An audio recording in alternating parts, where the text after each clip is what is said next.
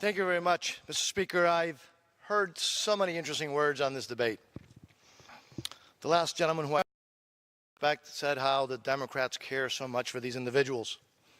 And yet, let's be perfectly clear. They had ample opportunity after ample opportunity to solve the problem. In 2009, they promised that they would do it within 100 days. Then the president said that he would do it. Democrats had 60% of the votes in the Senate. They had huge majorities in the House, and they had a bipartisan bill ready to go, and yet they refused to do it. But this is not a moment to point fingers, as my colleague just spent all of his time doing. This is a moment to find solutions.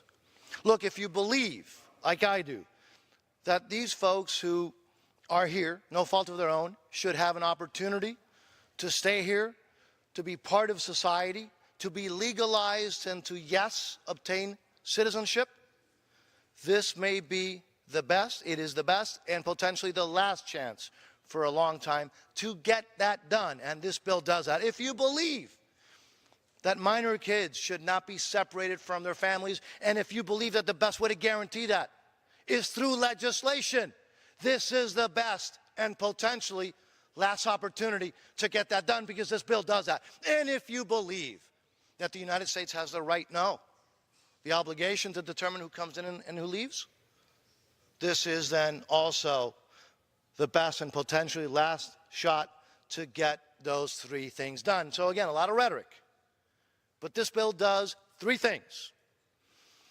It allows dreamers to stay here, and it allows them to become part of society forever and with pathways to citizenship. It stops legislatively the separation of minors from their parents on the border, and it secures the border. That's what this bill does. Everything else, Mr. Speaker, is cheap rhetoric. I yield back.